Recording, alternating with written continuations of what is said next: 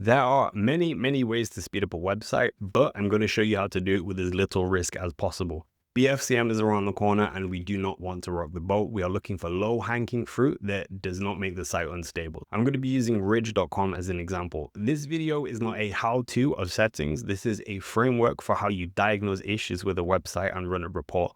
By the end of this, you will understand how to find issues on your website and how to know which ones are and are not worth tackling. When I'm running the site speed audit, I'm also going to be referencing a checklist I made for Black Friday, which is 28 of the most common site speed issues and instructions on how to fix them. Super cool resource, got everything you need, and it will help you get ready for Black Friday. Stick around and I will show you where you can find it. When you run a page speed report, you want to look at the top, which is RUM data. RUM is real user monitoring, and this is actually what people experience on Chrome. So they get all of the Chrome sessions and they detect how long it takes for the page to load. At the bottom, you will see a lab test. And this score is Google running your website on a really bad network on a really bad device to see how good it is. This is not actually what people experience. So by all means, you want a good score, but it doesn't matter as much as the RUM. At the top, we got a bunch of numbers here. I'm going to do a brief explanation on what they mean, and then I'm going to dive into how to fix them. TTFB is how long it takes for your website to respond. So if I go on ridge.com and press enter, on Shopify, it is almost always a liquid error issue, which is Shopify's server code. You've got too many liquid loops, like product loops, collection, stuff like that.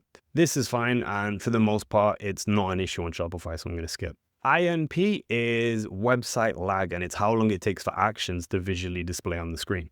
So if I click on a cart button, how long does it take for the cart button to animate or do what it does, and then for the cart to open? If it's longer than 200 milliseconds, to the human eye, it feels like lag and it's a bad experience. This is almost exclusively caused by code being too busy on your website, and I'm not going to address it because the way that we fix this is by doing code changes, and before Black Friday, that kind of doesn't make sense. This video is about low-hanging fruit. CLS is how much the page jumps around as you use it. If this is a high score, it is a horrible experience. It's when you're reading text and it shoots to the bottom of the screen and images fly around everywhere.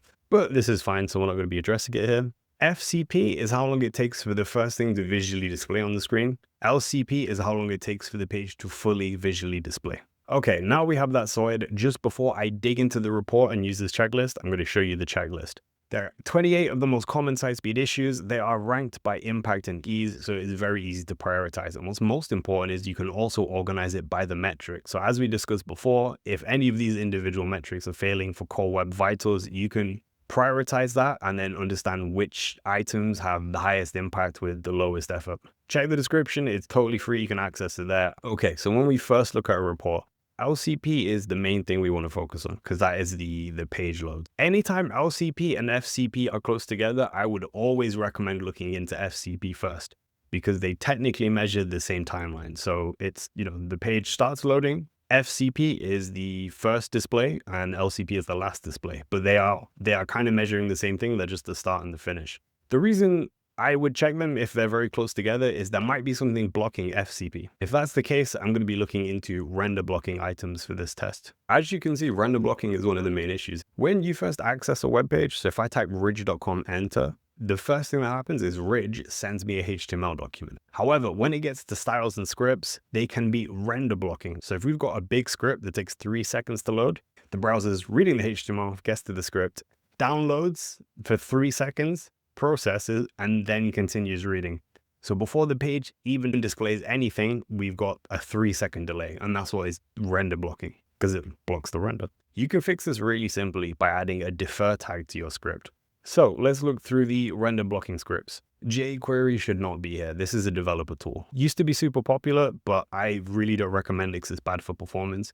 It takes your developers a little bit longer to build without it, and to remove it takes some effort, but honestly, it just means everything performs better. It is beyond the scope of this tutorial though, that takes code and it's a bit too much effort. Just wanted to highlight IntelliGems and Convert at the same time. So these are both A/B testing softwares. You don't need two A/B testing softwares. Even at the best of times, A/B testing softwares are not good for performance. I get they are really useful and they have high ROI. I'm not saying don't use them, but you don't need to. Black Friday, you should be going into code freeze as well, so you shouldn't be running any tests. You can just disable these. That should honestly be like at least a 5% uplift in FCP. It's a pretty big impact. It takes 2 seconds. Render blocking fonts, there are 5. You never need to do this. So on your styles, you can add font display swap, which basically means the browser does not wait for the font. This is also embedded in the CSS. You want to take your fonts out of the CSS because it lets the browser download it independently. I mentioned earlier where the HTML will be reading line by line and then it finds the CSS and tries to process it, has to download the CSS to then read the CSS. But if there's a font in the CSS, it now has to download the font to read the font to do the CSS to get back to the HTML. And that is called a critical rendering path. The more things you have layered, the more complicated it is for the browsers. You want to have the fonts split out from the CSS. If you've got 5 fonts, it's going to be a big impact. Cool. Then let's get to LCP. Okay, this is really simple. Fetch priority high. So images download different from scripts. They are never render blocking. They download in the background. As soon as they're ready, they get displayed on the page. Super easy. However, the browser is not smart and it doesn't know what order to download the images. So this Ridge page has like 140 images. And I know you can't see them all, but that's how many images there are. If we know there's a big image that we want to prioritize, we can add fetch priority high to make sure it downloads it first. And inversely, we can also use fetch priority low. So 140 images, we can't see even a quarter of them. That's because a lot of them are inside the menu. It's the navigation icons and the currency selector flags, stuff like that. We should also lazy load these images. So lazy loading images tells the browser that don't download it until we actually see the image or we need it. And this is really efficient because most of them aren't on the page and most of them are not visual.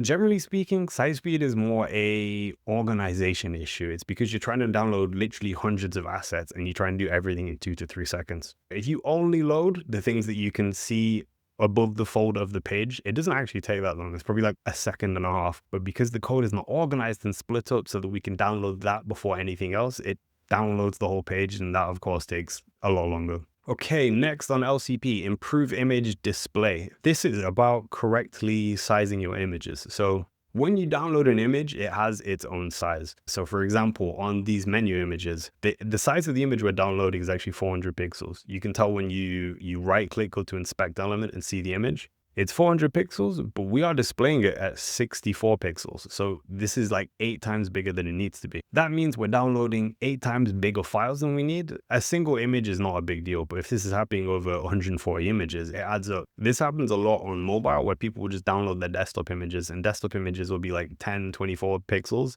and you're loading on like a 400 pixel device. Like it literally can't display. It's such a waste. Okay, then let's look at TBT. TBT is how much code is blocking the main thread, and that basically is what causes INP issues. So TBT, INP, for all intents and purposes, consider them the same. I do not want to go into this too much because this is where it gets to the nitty-gritty of the code. I'm just going to have a brief look and see if there's anything quick. Okay, this is pretty quick. 7 Google tags. As you can imagine, you do not need 7 tags. Even if they have more or less the same ID, you're downloading them 7 different times. It's different scripts. They also make network requests. So when you download them, they then, have to submit the data to Google. I don't know why Google tags in particular. A lot of people have a lot of tags that they're not using. So just always audit your analytics tags. Anytime there's duplicate analytics, like don't use Clarity and Hotjar. They both do the same thing. You only need one. Analytics scripts are a really big one to clean up. So this is just simply disabling and cleaning up apps that has a big impact on TBT.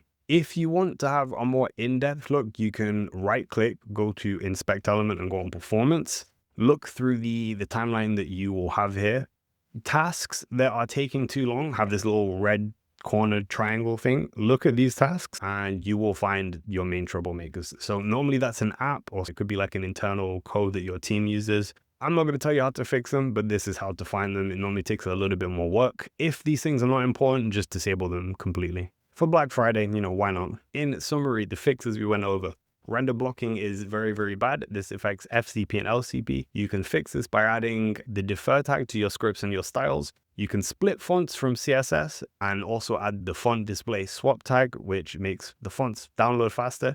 You can add fetch priority high to your LCP element to make it download higher and improve your LCP. And you can also optimize your image sizes so that they are faster to download and have less of an impact on your LCP. The checklist that I sent has this and a ton more things. There's way more value in there. Have a look. You can run a page speed report on your own website and then reference the checklist and basically do what I did, but it's going to have detailed instructions and it's going to be even better. You're going to smash it.